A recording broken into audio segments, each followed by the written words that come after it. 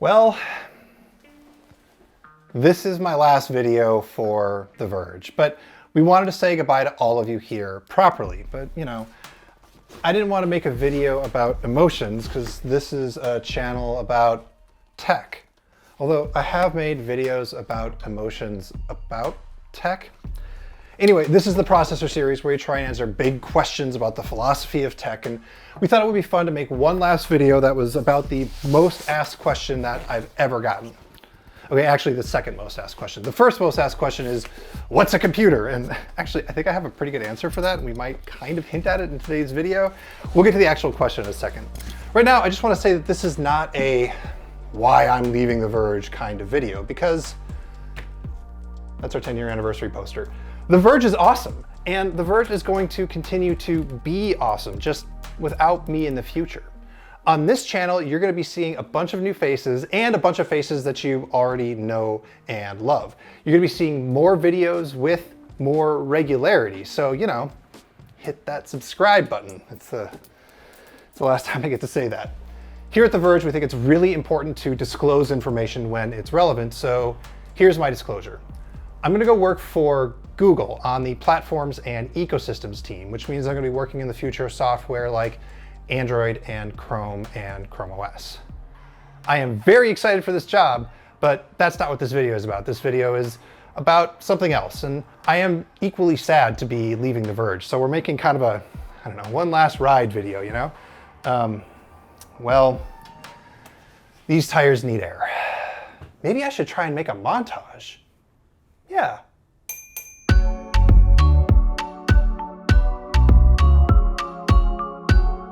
I know, it's a ridiculous bright orange high-vis jacket, but if you didn't know, I got hit by a car last year, so I definitely take this bike safety thing pretty seriously.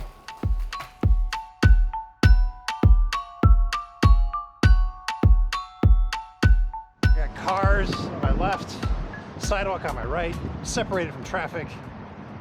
Come on, this is great. This is how it should be everywhere.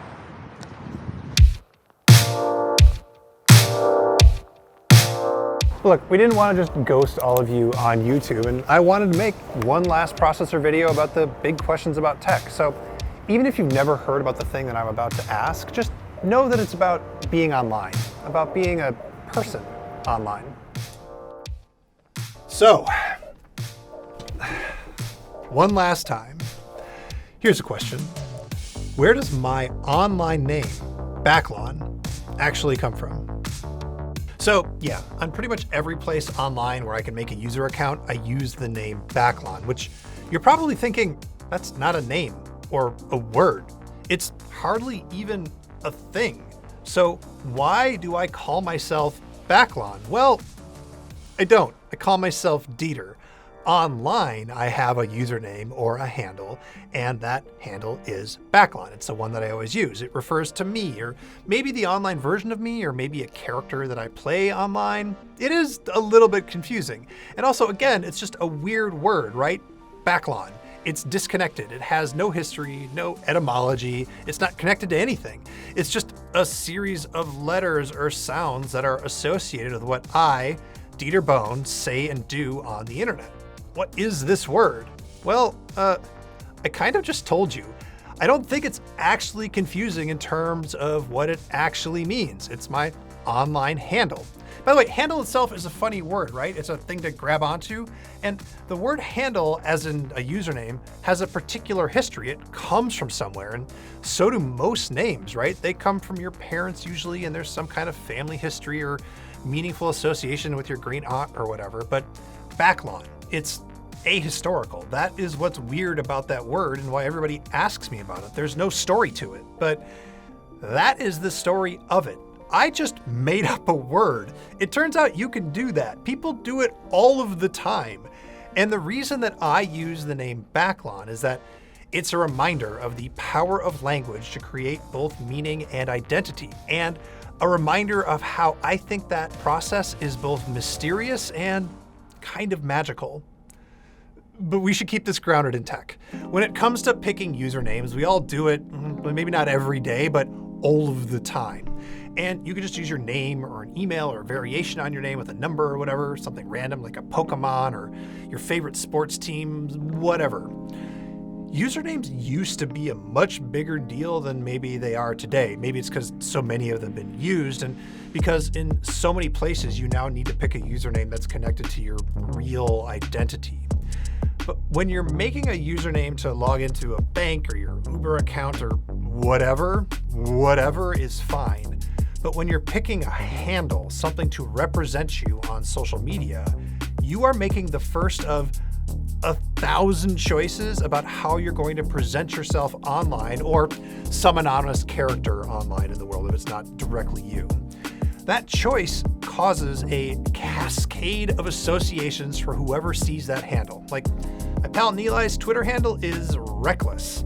And even though Nilai himself is not a particularly reckless person, hey buddy, I'm gonna miss working with you, it does give you like an emotional sense of where Nilai is coming from. Backlon though, it gives you very little. Maybe the sound of the word invokes some kind of emotion in you, but fundamentally it's arbitrary. And arbitrariness is a big, important concept in semiotics, which is the philosophy of how meaning is created. And yes, that's what we're actually here to talk about right now. So, arbitrariness. The idea is that the word computer doesn't get its meaning from a direct connection to an actual computer, but instead from its context within the network of language. The signifier, the word computer, is arbitrary with respect to the signified, an actual computer.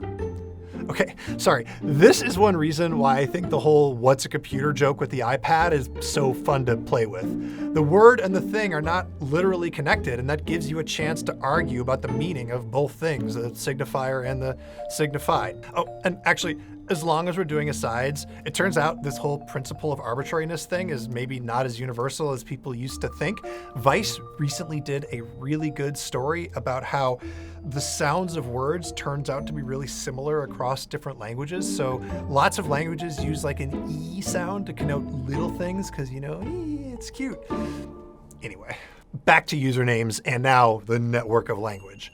I liked the word Backlon specifically because it was a new thing in the network of language. It had no previous associations, which meant that its meaning comes from that uniqueness and also from my own actions and words online. So when it comes to building an identity online, having a blank slate was really appealing to me. But actually, I'm sorry to say it does go just a little bit deeper than that, because I didn't just make up a word, I made up a name, which is the word you use to identify a person. And the difference between a word and a name matters to me too. But to get there, we got to take a little detour on a boat. There's this ancient Greek thought experiment called the Ship of Theseus. There's this guy named Theseus, and he's got a boat, and a piece of the boat breaks, so he replaces it. Is it still the same boat after he replaces it? What happens if a board rots and replaces the board? Does it change what the boat is? Say over the course of the trip, literally every single board and oar and nail and mast and sail on that boat gets completely replaced. After the very last piece is swapped out, is it still the same boat? Another fun question is, imagine somebody picked up all those pieces that Theseus threw away and built a boat out of all those pieces. Would that boat then become the Ship of Theseus? If that rebuilt boat is the same boat, what made it a boat in the first place? And actually, what made it that specific boat, the Ship of Theseus? If it's a different boat after it gets rebuilt, where did the first boat go? Was there ever really a boat out there? Or is everything just a random-ass collection of atoms that we have a shared delusion about, pretending that they cohere into an object that technically never really existed? But what if it's not even a shared delusion at all? What if each of us are stuck in our own heads and unable to access the real world directly at all, much less each other's thoughts? How do we communicate at all? And actually, just like the Ship of Theseus, the atoms in your body are different from the atoms when you were born. Are you the same person now as you were then? Are you the same person as you were 2 hours ago? As 5 hours ago? Ah! Now, some people, broken people like me, think that thought experiments like this are super fun And some people think that they're super annoying. And you know what? They are both of those things. But the point is that there's not really a right or wrong answer. It's not a riddle, but instead that any answer you give sort of ends up committing you to an entire philosophical system if you play out all of the consequences. Feel free to review the entire history of philosophy, both Eastern and Western, from Heraclitus on through to Noam Chomsky and beyond, to get some ideas on how to answer all of those questions. Right now, I think we should probably reel this back into being online and talking about usernames. Whatever the answer to all of those boat questions are, I think what matters more is that we're able to talk to each other about a boat and also to actually go sailing on a boat together. We're able to create meaning, understand each other, and have an effect on the world. And when the world that we're affecting is online, that whole process of meaning and change becomes different. It's been accelerated, it's more connected, it's more dangerous, it's more filled with misinformation and threats, but it's also more exciting and more heartening, and it can even be more joyful. The speed with which we can now create meaning together and spread it is amplified, and it's made more fluid. And I think that means that we have a higher responsibility to create and spread better meaning and better things.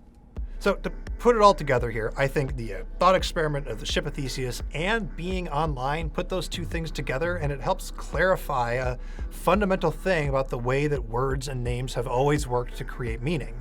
Because I believe whatever answers you have for what the boat is and how we come to make its meaning don't just apply to words and the things that words refer to, but also to names and the people that names refer to. Those same answers about the boat also apply to ourselves and our identities, both online and off. And look, I know that our power to define our own identity is limited. I'm not naive about that. But I do think that being online means that we have more capability to rapidly change who we are and what we mean to each other than ever before. Why is my online name Backlon? Because I think that the ways that we create both meaning and identity are mysterious and magical, and that we have more power to create more than ever in the history of humanity. And I think we should be more intentional in how we use all of that power to make better, more meaningful things for each other. Because this online world is what we choose to make it. Why Backlon? Honestly, I made it up, and we're making the world up together. So let's try and make it better.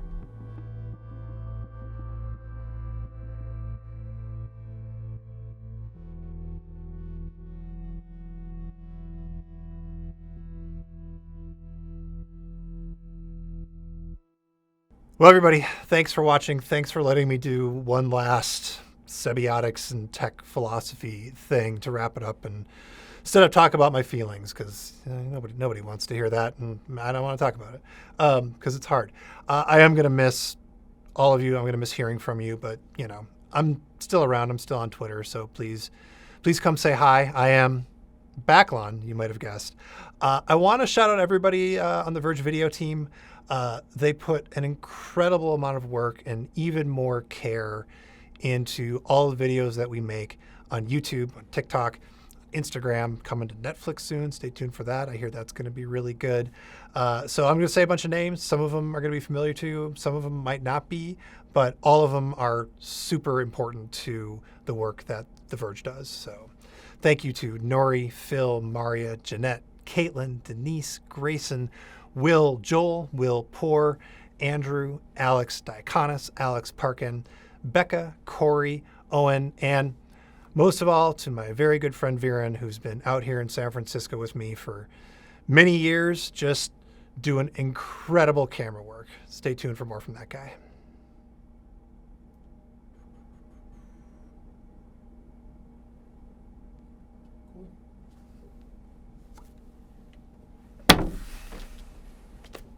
Bye, everybody.